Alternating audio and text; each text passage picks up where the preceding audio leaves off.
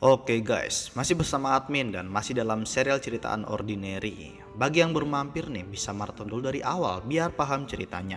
Langsung saja enjoy the story. Di sekolah, Ishan memantau John seperti biasanya.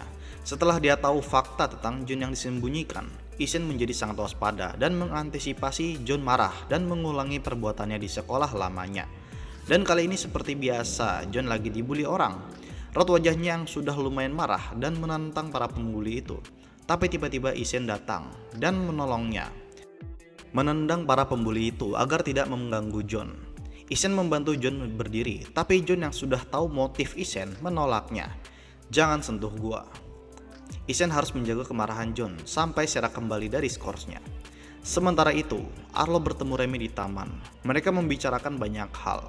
Pertama, Remy dinasihati mengenai insiden bom di Koforomol di episode sebelumnya yang mencuri perhatian kepala sekolah. Remy menceritakan detail kejadiannya dan itu benar-benar sama seperti apa yang ditulis di dalam artikel yang tersebar di sekolah. Ini seakan-akan ada yang memantau dan membuntuti mereka sepanjang waktu. Kemudian Remy menanyakan mengenai rumor yang beredar tentang Arlo yang pergi ke UKS pagi-pagi ini sebelum sekolah dimulai. Arlo bingung, padahal dia yakin kalau tidak ada orang yang di sekitarnya itu. Dan dia curiga ada yang membuntutnya selama ini juga. Kenapa detail-detail sensitif seperti itu kok mudah sekali terbongkar ya? Mengingat Arlo adalah yang terkuat di sekolah, maka jika dirinya tidak bisa melindungi diri sendiri, pasti akan membuat seluruh siswa Wellstone takut. Remy menceritakan detail kejadian di bom di Koforomol dan menganalisis siapa pelaku dari semua kejadian ini. Dimulai dari mampir ke stand yang memberikan hadiah bagi siapapun yang memiliki level 5 ke atas.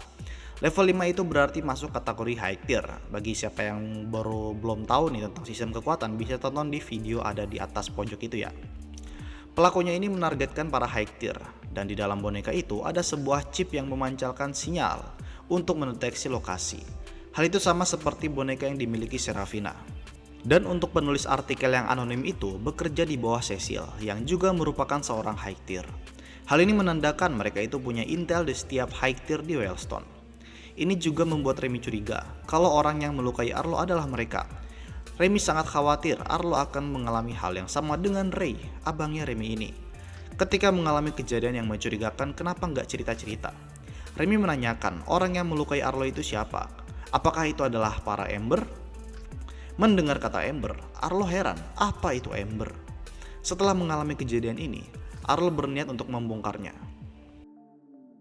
Di sisi lain, di bandara ada seseorang yang baru aja turun dari pesawat dan dia berniat untuk pergi ke rumah John. Kembali lagi ke sekolah, Arlo dan Holden lagi jalan, tiba-tiba ditabrak John. Lagi-lagi mereka saling bertatapan. Holden yang gak senang langsung memarahi John. Lagi-lagi John lagi yang menabrak Arlo, seorang King Wellstone. Melihat itu, Arlo menghentikan Holden yang memarahi John. Kejadian ini terjadi di tengah lorong, di mana banyak siswa yang lagi berlalu lalang. Mereka semua memerhatikan kejadian ini. Arlo langsung memarahi Holden. Buat apa mengurusi orang yang tidak berguna ini? Mending melakukan sesuatu yang lebih produktif. Sikap Arlo membuat Holden bingung sebenarnya apa yang terjadi dengan Arlo ini. Belum pernah dia melihat Arlo bersikap seperti ini. Kejadian ini membuat Arlo semakin jijik dengan John, orang kuat yang tidak melakukan perannya dalam masyarakat dan memilih untuk berdiam diri menyembunyikan kekuatannya. Ditambah juga mempengaruhi Serafina untuk mengabaikan perannya juga. Benar-benar sangat egois. Gak jauh dari situ ada Ishan yang memerhatikan kejadian ini. Pertarungan antar dua king sangat mantap untuk ditulis di artikel. Tapi jangan deh, masih sayang nyawa ya kan? Berpindah ke rumah John, terlihat Sarah yang mendapati ada orang yang masuk. Dikirain John, ternyata itu adalah bapaknya, namanya adalah William. William tahu cewek ini adalah Serafina dan dia bingung, kenapa kok gak sekolah? Sarah menjelaskan kalau dia diskors karena ketahuan membaca buku Unordinary, di mana penulisnya adalah orang yang berada di depannya ini. William sendiri justru kaget, karena sekolah Wellstone gak mengusir Sarah dan cuma memberinya hukuman skors. William ini sering mendengarkan anaknya bercerita betapa kuatnya Sarah dan penasaran sebenarnya siapa yang lebih kuat. Sarah bingung dan ketawa aja, dan tak lama ada John datang. Wah, kok ada si Babeh ya kan? Biar nggak terjadi kesalahpahaman, John mengobrol di luar sebentar dan menjelaskan kalau John ini meminta pihak sekolah untuk memperlakukan dirinya sebagai cripple. Jadi bapaknya ini nggak tahu kalau John dipandang sebagai cripple di sekolah barunya. Dan Sarah juga nggak tahu kalau John ini sebenarnya OP. Bapaknya kaget mendengar ini, karena ini akan menimbulkan pembulian yang tidak ada habisnya. John sangat paham akan hal itu. Dia hanya nggak mau melihat kejadian masa lalunya lagi. Di saat orang-orang tahu kekuatannya, maka semua orang akan selalu memperhatikan setiap pergerakan yang dibuatnya. Dimanapun kapanpun, John selalu mendengar orang-orang membicarakan tentang dirinya yang menyalahgunakan kekuatannya, tentang segala keburukan yang selalu John lakukan. Dan apapun yang John lakukan, itu akan selalu salah. John merasa tidak layak untuk mempunyai kekuatan ini. Dan Sarah ini gak memandang apakah John punya ability atau tidak, jadi santai aja lah. Mendengar alasannya ini, bapaknya hanya menasihatinya. Kalau yang dimaksud John adalah kepercayaan, ini bukanlah kepercayaan. Karena John ini telah berbohong selama ini. Dan jangan pernah disembunyikan selamanya. Dan atau apakah sebenarnya John hanya takut Sarah akan meninggalkannya ketika mengetahui kebenarannya? Malam itu bapaknya John yang baru bangun tidur kesal melihat anaknya yang terus-terusan belajar. Dia kesini gak ingin melihat anaknya cuma belajar. Ayolah poker. Langsung tuh main Texas Hold'em. Nah, yang gak tahu aturannya cek aja Google ya. Di sini pertama Sarah dapat pair jack tuh dan dia yakin Rise. John sama bapaknya ikutlah. Melihat ini Sarah kaget. Kenapa mereka langsung main ikut aja? Gak ada pertimbangan terlebih dahulu. Putaran berikutnya Sarah ragu, dia gak naikin bet. Sedangkan John langsung naikin bet.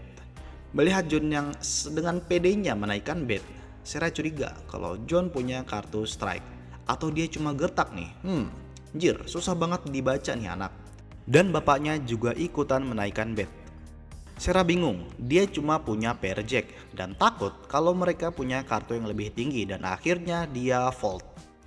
Dan di putaran terakhir, tinggi-tinggian kartu, ternyata bapaknya punya 9 pair dan John cuma punya 7 pair. Padahal Sarah punya pair jack tapi malah fold duluan, hahaha. Ya begitulah main Texas Hold'em. Walaupun kartu lu gak bagus, masih punya kesempatan untuk menang. Ronde berikutnya, Sarah dapat strike as tuh dan dia sangat pede. Dia yakin kalau John gak bakal bisa menggertaknya. Kartu selanjutnya dibuka, keluar Queen Love. Sarah masih percaya diri dengan strike as yang dia punya dan raise sebesar 350. John pun ikutan, sedangkan bapaknya bangkrut. Kartu terakhir dibuka isinya 2 love dan John langsung all in. Sarah curiga John punya flush, tapi apakah dia cuma menggertak? Bener-bener tidak bisa dibaca. Udah keluar banyak chip, ya udahlah sekalian. Dan ternyata beneran flush dong. Hahaha. Dapat all in tuh, mantep. Sebelum tidur Sarah memikirkan permainan barusan. Tekad kuat John ini mungkin hasil dari aplikasi permainan Texas Hold'em kali ya. Biasanya dia penuh ekspresi tiap hari. Tapi kali ini entah kenapa kok dia nggak bisa membaca ekspresinya. Sangat aneh. Paginya, John berangkat sekolah setelah menyelesaikan PR-nya. Bapaknya yang terbangun juga sekalian aja mau jogging. Di ruang press, Arlo mengunjungi Cecil. Dia mau mencari informasi mengenai penulis dari artikel bom di mall. Cecil bukannya langsung menjawab, malah membujuk Arlo agar berhenti memanjakan Remy. Supaya nanti pas angkatannya Arlo dan Cecil lulus, Remy bisa mandiri dan gak terus-terusan main sama Black dan Isen. Mendengar itu Arlo geram. Dia mengingatkan lagi kalau Cecil ini udah gak jadi royal karena Remy mengkudetanya. Daripada menghinanya lebih baik menghormatinya. Daripada dihabisi lagi ya kan. Ya udahlah, daripada panjang urusannya langsung dikasih tahu tuh. Orang yang menulis adalah Terence. Di sisi lain, Sarah yang baru aja beli sandwich sama bapaknya John ngobrol. Sarah menanyakan mengenai inspirasi di balik penulisan buku Unordinary. Pertanyaan yang paling tidak diduganya. William menulis buku ini terinspirasi dari dirinya sendiri yang merupakan cripple beneran. Sejak lahir dia nggak punya ability. Hanya jika menjadi cripple, maka orang akan merasa bahwa dunia ini tidak adil. Makanya dia berandai-andai, jika semuanya itu tidak punya ability, maka bagaimana struktur sosial yang berlaku? Bagaimana jika saat itu ada seseorang yang kuat dan powerful yang dapat melihat kelebihan dan kelemahan semua orang? Agar meminimalisir penderitaan, bagaimana dia memandu banyak orang-orang? Dan William ini menjadikan dirinya sebagai protagonis itu dan membuat struktur sosial sesuai dengan imajinasinya. Dan yang lebih mengejutkannya lagi, ide itu sangat diterima oleh banyak orang dan pada akhirnya langsung dicekal oleh pemerintah. Dan Sarah heran kenapa tujuan buku itu adalah untuk John. John itu dulu adalah anak yang bermasalah. Dia sangat sulit untuk menerima realitas dan sudah dinasehati tapi gak mau denger. Jadi dituliskannya buku Unordinary, berharap anaknya ini mau mendengarkan apa kata bapaknya. Sarah ini bingung karena buku itu sangat tidak sesuai jika ditujukan kepada John. Dan singkat cerita, bapaknya udah mau pulang lagi ke rumahnya. Sebelum pergi dia menegaskan lagi masalah rahasia itu, jangan disembunyikan selamanya. Makin lama disembunyikan maka semakin parah. Dulu John sudah mengacaukan persahabatannya sangat bersama Claire. Semoga kali ini dia gak mengacaukannya lagi. Besok adalah hari terakhirnya skorsnya Serafina. Dia benar-benar malas untuk masuk lagi karena pasti semua orang akan memerhatikan dan membicarakannya. Biasalah. Tapi ya setelah semua yang terjadi selama ini, nginep di rumah teman dan berbicara dengan bapaknya, hal itu membuat pikiran Sarah menjadi segar. Berpindah ke rumah Sarah, di sana ada tamu dari Authority. Namanya adalah Keon dan asistennya bernama Xander. Mengingat sebentar lagi adalah hari terakhir skorsnya Sarah, maka dari Authority ingin memastikan lagi kesiapan Serafina untuk masuk sekolah. Tapi kenyataannya dia sudah pergi dari rumah sejak seminggu sebelumnya. Jadi ya nanti mereka akan berbicara dengannya saat kembali ke sekolah Wellstone. Keesokan harinya di sekolah, Ellen berpapasan dengan Arlo. Ellen yang gak mau terlibat apapun, dia berusaha menghindarinya. Tapi Arlo memanggilnya. Dia heran dengan sikap Ellen pada hari ini. Arlo menangkapnya dan memastikan agar Elaine tidak membocorkan apapun yang dia lihat tempo hari. Walaupun Elaine menepati janjinya, sikapnya sangat membuat Arlo heran. Elaine menjelaskan alasannya, dia sudah tahu siapa orang yang menghabisi Arlo tempo hari. Dia tahu karena setelah dari Arlo kemarin, dia mengobati John di rumahnya, disuruh sama Sarah. Dan lukanya sama persis habis melawan Arlo dan Meili. Tak jauh dari situ, ada seseorang yang menguping pembicaraan mereka berdua. Kejadian tempo hari juga membuat Ellen sangat ketakutan, apalagi setelah melihat tatapan matanya John yang sangat menyeramkan. Dia benar-benar gak mau ikut terlibat dengan permasalahan Arlo dan John. Arlo juga menegaskan, selama rahasianya tidak bocor, maka tidak ada yang perlu dikhawatirkan. Ellen heran, apakah Arlo ini juga takut kepadanya?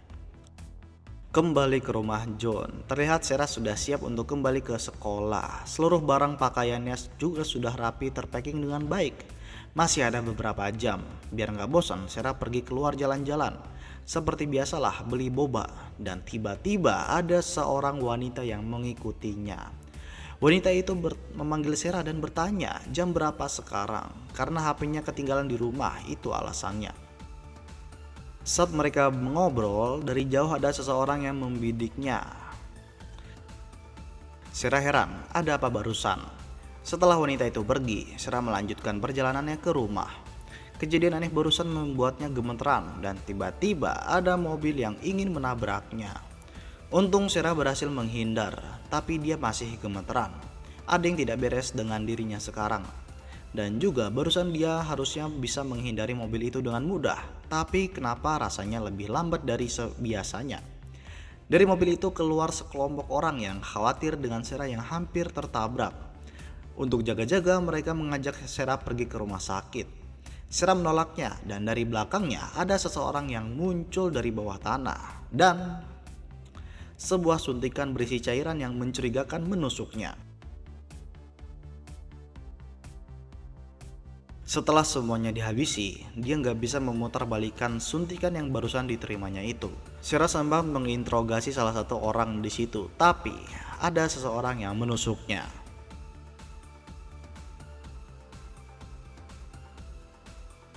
Setelah orang itu menusuk Sarah, dia baru sadar kalau orang-orang ini memang berniat untuk membunuhnya.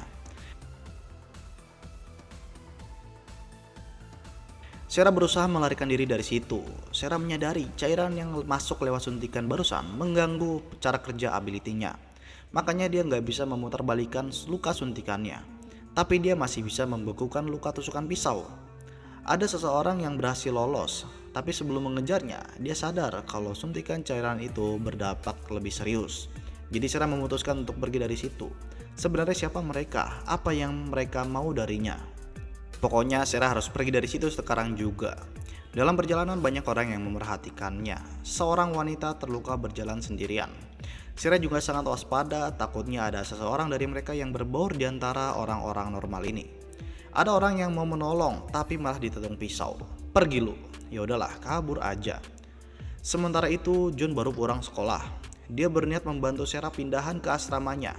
Di depan pintu, dia heran melihat ada darah di gagang pintunya. Pas dibuka, benar saja, Sarah sudah tergeletak pingsan. John yang bingung berusaha membangunkannya dan menanyakan apa yang terjadi. Bagaimana bisa hal ini terjadi pada orang sekuat Sarah? Langsung aja lah, pakai HP-nya dia menelpon Elaine. Belum sempat menjelaskan, langsung aja ditutup. Sialan nih anak, awas aja lu. Ditelepon lagi malah nggak jawab. Ah, si kampret. Lihat kontaknya yang lain, ada nama Arlo, langsunglah diteleponnya untuk pergi ke rumahnya membawa Elaine. Mau nggak mau ya diturutin dong. Saat mereka tiba, terkejutlah mereka. Lihat Serafina yang terbujur kaku dengan luka tusukan di perutnya. Sebenarnya apa yang terjadi? Elaine juga bingung, padahal Sarah ini nggak tertekan. Dia langsung memarahi John, dikira si John ini pelakunya. Masalahnya dia juga nggak tahu. Diem lo, udah sembuhin aja. Selagi diobati, Arlo menganalisis penyebab kejadian ini. Kenapa Sarah bisa terluka seperti ini? Dia sangatlah cepat. Kalau terluka, pasti ability-nya bisa memutarbalikkan lukanya. Hal yang paling masuk akal adalah Serafina tidak bisa menggunakan ability-nya. Setelah Elaine menyembuhkannya, Sarah masih belum bangun. John ini kesel. Menurutnya Elaine ini nggak bisa menggunakan kekuatannya dengan baik. Mau dikaplok lagi, untungnya ditahan oleh Arlo.